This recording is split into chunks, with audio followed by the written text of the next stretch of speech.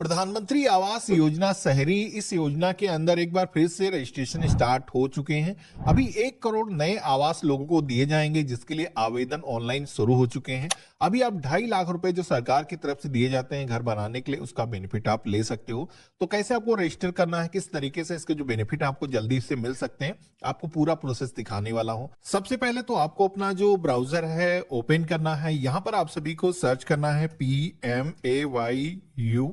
तो हमारे सामने प्रधानमंत्री आवास योजना की जो अर्बन की वेबसाइट है आ जाएगी। तो यहां पर हमें इसी लिंक पे क्लिक करना है। वैसे मैंने इस लिंक को वीडियो के डिस्क्रिप्शन में और पिन कमेंट के अंदर भी दे रखा है, जहां से आप डायरेक्टली इस पोर्टल पर आ सकते हो। तो अभी आप देखोगे कि प्रधानमंत्री आवास योजना जो शहरी क्षेत्र की योजना है, इसके अंदर आप देखोगे कि नए आवेदन स्टार्ट हो चुके हैं। अभी 1 करोड़ नए लोगों को आवास दिए जाएंगे। तो आवेदन कैसे करना है मैं आपको लाइव दिखाऊंगा। सबसे पहले तो ये जो पॉपअप है हमें क्लोज कर देना है और यहां पर अप्लाई फॉर PMAYU वाला जो ऑप्शन दिया गया है इसी पे हम क्लिक करेंगे। और इसके बाद में पेज में हमें नीचे की तरफ आना है और यहां पर आप सभी को अप्लाई नाउ का एक ऑप्शन दिखेगा, इसी पे क्लिक करना है।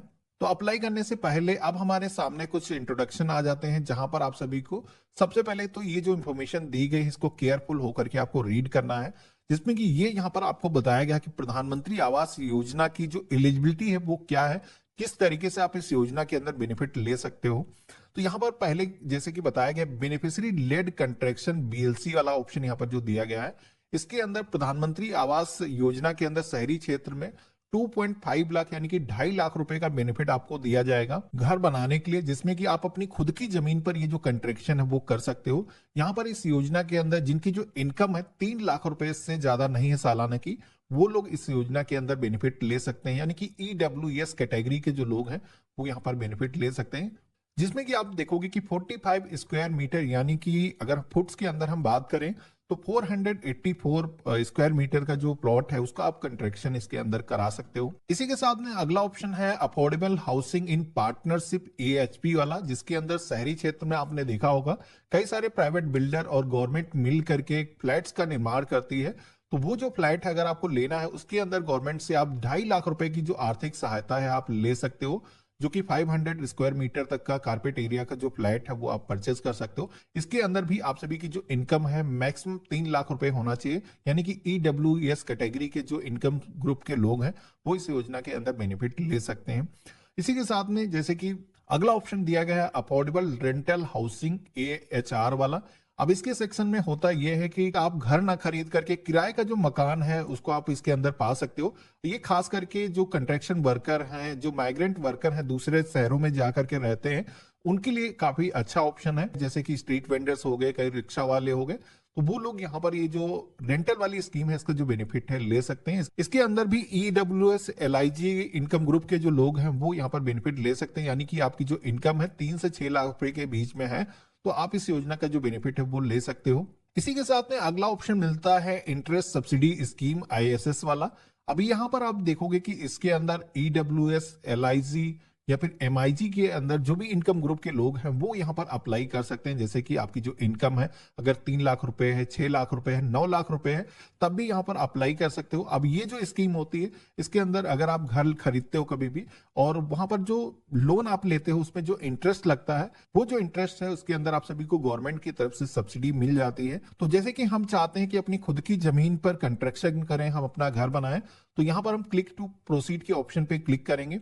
इसके बाद में हमारे सामने डॉक्यूमेंट की रिक्वायरमेंट का एक पेज आ जाता है, जहां पर आप देखोगे कि आप सभी के पास में आवेदन करने से पहले क्या क्या मौजूद होना चाहिए बताया गया है, जिसमें कि आपके पास में आधार होना चाहिए, परिवार के जितने भी सदस्य हैं उनकी भी आधार डिटेल आपके पास में मौजूद होना चाहिए और आप सभी के पास में एक एक्टिव बैंक अकाउंट होना चाहिए। इसी के साथ में आय प्रमाण पत्र और भूमि दस्तावेज की भी जरूरत पड़ती है। अगर आप BLC के अंदर यानी कि खुद अपनी जमीन पर कंस्ट्रक्शन करने के लिए प्रधानमंत्री आवास योजना के अंदर बेनिफिट लेना चाहते हो तो उस केस में आपको जमीन के जो रिकॉर्ड है वो भी अपलोड करने होंगे। तो किस तरीके से करना है मैं आपको सारी चीजें लाइव दिखाने वाला हूं। हम यहाँ पर प्रोसीड की टैब पे क्लिक करेंगे। अब यहाँ पर सबसे पहले तो हम अपनी जो स्टेट है सेलेक्ट करेंगे। इसके बाद में हाउस होल्ड की जो एनुअल इनकम है उसके बारे में पूछा जाता है। तो यहाँ पर आप सभी की जो भी सालाना इनकम है उसके बारे में आपको बताना है। तो अगर आपने इनकम सर्टिफिकेट के लिए अप्लाई किया है उस पर जो इनकम मेंशन है तो वही आपको यहाँ पर फिल करना है। यहाँ पर 3 लाख रुपए मैक्सिमम इनकम है बेनिफिशियरी लेड कंस्ट्रक्शन के अंदर।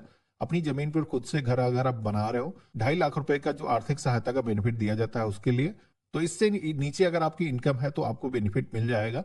तो यहाँ पर हम बेनिफिशियरी लेड कंस्ट्रक्शन के ऑप्शन पे ही क्लिक करेंगे। हम अपनी खुद की जमीन पर घर बनाना चाहते हैं। इसके बाद में आप सभी से पूछा जाता है कि क्या इंडिया के अंदर कहीं पर भी आप सभी के पास में कोई पक्का घर है खुद का।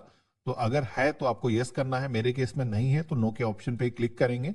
आप सभी से यह भी पूछा जाता है कि क्या इससे पहले कोई भी सेंट्रल या फिर स्टेट गवर्नमेंट की आवास योजना कोई ऐसी है जिसके अंदर आपने पिछले 20 सालों के अंदर बेनिफिट पाया है। तो जैसे कि प्रधानमंत्री आवास योजना से पहले इंदिरा आवास योजना चलती थी, तो उस योजना के अंदर अगर आपको बेनिफिट मिला है तो आप बता सकते हो। मेरे केस में नहीं है तो हम नो के ऑप्शन पे क्लिक करेंगे और चेक एलिजिबिलिटी के ऑप्शन पे क्लिक करेंगे। इसके बाद में जो भी आवेदक है उसको अपना जो आधार नंबर है यहाँ पर इंटर करना है और जिस तरीके से आपके आधार कार्ड पर नेम है यहाँ पर फिल करना है और टर्म एंड कंडीशंस को एक्सेप्ट करना है। यहाँ पर जनरेट ओटीपी की टैब पे क्लिक करना है।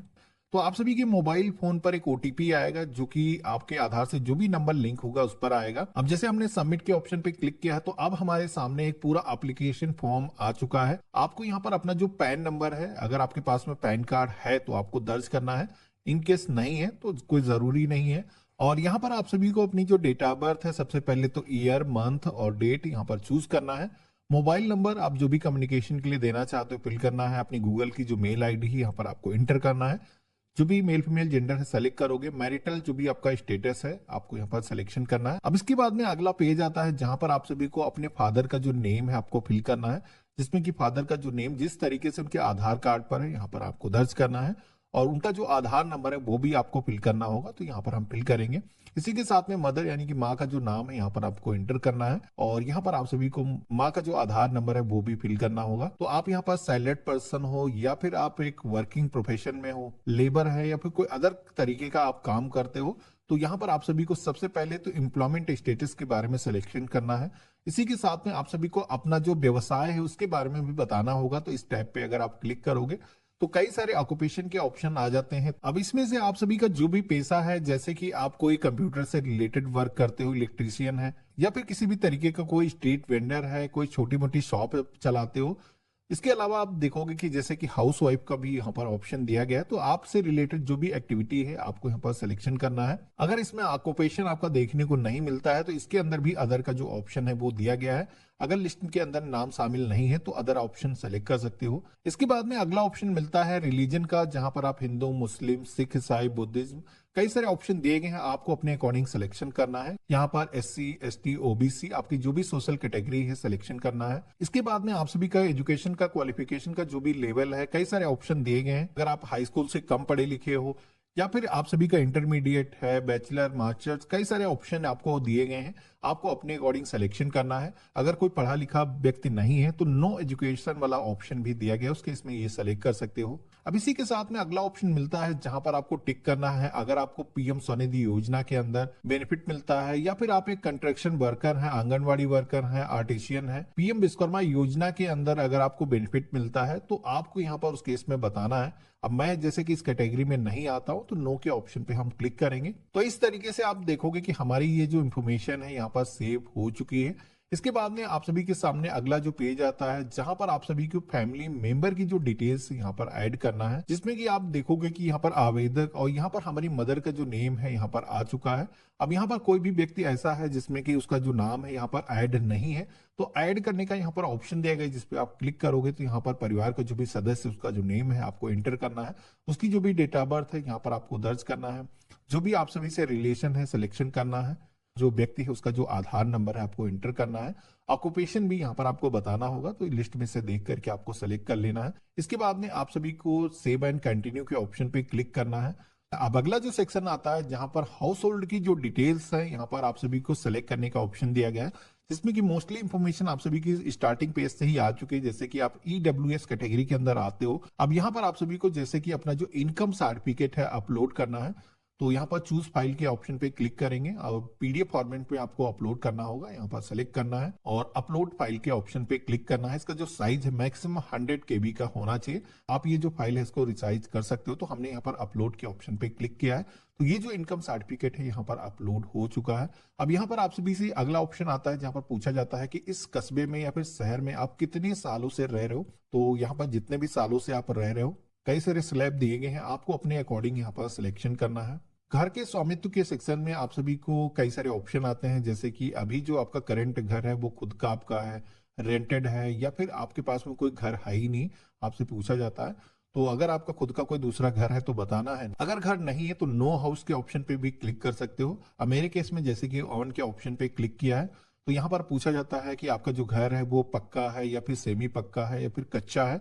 तो आपको अपने अकॉर्डिंग यहाँ पर बताना होगा। जैसे कि हमने यहाँ पर कच्चा सेलेक्ट कर दिया। छत का प्रकार कैसा है इसके बारे में पूछा जाता है, तो जिसमें कि कई सारे ऑप्शन यहाँ पर दिए गए हैं, जैसे कि आप सभी के घर की जो छत है वो मड से बनी हुई है, मिट्टी से बनी हुई है, या फिर ग्रॉस से उसका जो स्ट्रक्चर है छत का बना हुआ है, तो आपको यहाँ पर बताना है। अगर प्लास्टिक सीट डली हुई है तो वो भी ऑप्शन यहाँ पर दिया गया है, तो आप अपने अकॉर्डिंग यहाँ पर सिलेक्शन करोगे, सेव एंड कंटिन्यू के ऑप्शन पे क्लिक करोगे। तो इस तरीके से आप देखोगे कि हम एड्रेस डिटेल के सेक्शन में आ चुके हैं। अब यहाँ पर हमें सबसे पहले तो अपना जो प्रेजेंट एड्रेस है, वर्तमान जो भी पता है जहां पर हमें दर्ज करना है, सबसे पहले तो आप सभी का जो भी हाउस नंबर है, जो भी बिल्डिंग का नाम है, अपार्टमेंट का जो भी नेम है यहाँ पर आपको दर्ज करना है। गली मोहल्ला जो भी उस एरिया का नाम है यहाँ पर आपको दर्ज करना है। राज्य का जो नाम है यहाँ पर आप सेलेक्ट करोगे, जिले का जो नाम है इस लिस्ट में से सेलेक्ट करोगे, उप जिला यानी कि डिस्ट्रिक्ट का नेम यहाँ पर चूज करना है। लोकेशन टाइप के सेक्शन में आना है। यहाँ पर सिटी और यूडा का ऑप्शन मिलता है, जिसमें कि अगर शहरी विकास प्राधिकरण के एरिया में आता है तो यहाँ पर सेलेक्ट करना है, या फिर सिटी वाला जो ऑप्शन है आप सेलेक्ट कर लोगे। इसके बाद में अपने सिटी का जो नेम है इस लिस्ट में से आपको सिलेक्शन करना है। उस एरिया का जो भी पिन कोड यहाँ पर आपका जो भी लगता है सेलेक्ट करना है। इसके बाद में आप देखोगे कि प्रेजेंट एड्रेस तो हमने फिल कर दिया है, लेकिन परमानेंट एड्रेस भी यहाँ पर हमसे मांगा जा रहा है। तो ये जो एड्रेस आपने ऊपर दर्ज किया था ये आपका प्रेजेंट यानी कि वर्तमान पता था। अभी आप सभी से स्थायी पता मांगा जा रहा है। अब कई सारे लोगों के केस में क्या होता है कि उनका होम टाउन कोई दूसरा होता है, काम के सिलसिले में किसी दूसरी जगह पर रहते हैं, तो उस केस में आप सभी का जो पुराना घर का पता है वो आपको यहाँ पर फिल करना है। अगर आपके पास में वोटर कार्ड वगैरह होगा तो आप उस पर डिटेल देख सकते हो। तो यहाँ पर बेसिकली आपका जो परमानेंट एड्रेस है दर्ज करना है, जिसमें कि आप सभी का जो भी परमानेंट एड्रेस है, इनकेस अगर आपका सेम ही है तो रिपीट वही एड्रेस आप यहाँ पर दर्ज कर लोगे। तो सेम जैसे हमने फिल किया था उसी तरीके से इसको भी हम फिल कर लेंगे। अब अगला ऑप्शन मिलता है जहां पर कंस्ट्रक्शन साइट के बारे में बताना है। अब आपका जो घर है अगर उसी जगह पर है, कच्चा घर है, उसी को आप कंस्ट्रक्शन कराना चाह रहे हो तो वही आप एड्रेस यहाँ पर दर्ज करोगे। इनकेस कोई साइट दूसरी है जहां पर आप अपना भवन का निर्माण करना चाहते हो, उस लोकेशन को आपको यहाँ पर दर्ज करना है जहां पर वेरिफिकेशन किया जाएगा। तो यहाँ पर जो हमारा प्लॉट है कहाँ पर लोकेटेड है उसकी जो लोकेशन है यहाँ पर दर्ज करना है सबसे पहले। तो उसी तरीके से उस एरिया का जो भी नाम है, स्ट्रीट, रोड, मोहल्ला के सेक्शन में आकर के उस एरिया का जो भी लोकेशन है आपको दर्ज करना है। स्टेट सेलेक्ट करना है, जिले का जो नाम है सेलेक्ट करना है, सब डिस्ट्रिक्ट यानी कि तहसील आपको सेलेक्ट कर लेना है, और यहाँ पर सिटी वाला जो ऑप्शन है सेलेक्ट करेंगे। इसके बाद में शहर का जो भी नाम है यहाँ पर सेलेक्ट करेंगे। इसके बाद में पिन कोड के सेक्शन में आना है। यहाँ पर ये जो साइट है जहां पर भी लोकेटेड है उस एरिया का जो पिन कोड है आपको सिलेक्शन करना है। तो इस तरीके से आप देखोगे कि परमानेंट एड्रेस के साथ ही में जो कंस्ट्रक्शन साइट का एड्रेस है वो भी एड्रेस हमने फिल कर दिया है। सेव एंड कंटिन्यू के ऑप्शन पे क्लिक करेंगे। इसके बाद में अगला ऑप्शन आता है बैंक डिटेल का, जिसमें कि सरकार की तरफ से जो आर्थिक सहायता आपको घर बनाने के लिए मिलने वाली है, ये जो पैसा है किस अकाउंट के अंदर रिसीव करना चाहते हो उसके बारे में आपको बताना है। आपको अपना जो अकाउंट नंबर है इंटर करना है। कंफर्म के सेक्शन में अपना जो अकाउंट नंबर है रिपीट आपको दर्ज करना है। बैंक का जो आईएफएससी कोड है आपको सेलेक्ट करना है। इसके बाद में आप अपना जो अकाउंट है जिस भी बैंक के अंदर है यहाँ पर आपको सेलेक्ट करना है, और इसके बाद में आप सभी को सबमिट के ऑप्शन पे क्लिक करना है। तो इस तरीके से आप देखोगे कि पीएम आवास योजना के अंदर हमने अपना जो रजिस्ट्रेशन है वो कर दिया है। अब यहाँ पर सरकार की तरफ से इसको एक बार इंटरनली वेरीफाई किया जाएगा, और इसके बाद में आप सभी की जो भी साइट है जहां पर आप घर बनाना चाहते हो एक बार गवर्नमेंट की तरफ से वेरिफिकेशन किया जाएगा, जिसमें करीब 1 महीने तक समय लग सकता है। एक बार वेरिफिकेशन होने के बाद में आप सभी को जो भी गवर्नमेंट की तरफ से बेनिफिट दिए जा रहे हैं, जैसे कि शहरी क्षेत्र में 2.5 लाख रुपए के बेनिफिट मिलते हैं आपको आवास बनाने के लिए, तो ये जो बेनिफिट है आपके अकाउंट पे आना शुरू हो जाएंगे और आप अपना जो घर है इसके जरिए बना सकते हो। बाकी आप सभी को आज का जो वीडियो है आप सभी को कैसा लगा मुझे कमेंट बॉक्स में लिख करके जरूर बताना। चैनल पे नए हो तो सब्सक्राइब करना। आप सभी के मन में आवास योजना के बारे में कोई भी सवाल है, किसी भी तरीके का कोई सुझाव हो तो मुझे कमेंट बॉक्स में लिख करके बताना। बाकी अगर आप ग्रामीण क्षेत्र से ये वीडियो देख रहे हो, तो ग्रामीण क्षेत्र में भी अभी आवास ऑनलाइन रजिस्टर हो रहे हैं, तो अगर आपने अभी तक अप्लाई नहीं किया है तो ये जो वीडियो है आप देख सकते हो। इसके अंदर मैंने ग्रामीण क्षेत्र के आवास के लिए कैसे अप्लाई करना है पूरा डिटेल में बता रखा। बाकी आज का वीडियो आप सभी को कैसा लगा मुझे कमेंट बॉक्स में लिख करके जरूर बताना। चैनल पे नए हो तो सब्सक्राइब करना। हम मिलते हैं ऐसे ही एक नए वीडियो में, तब तक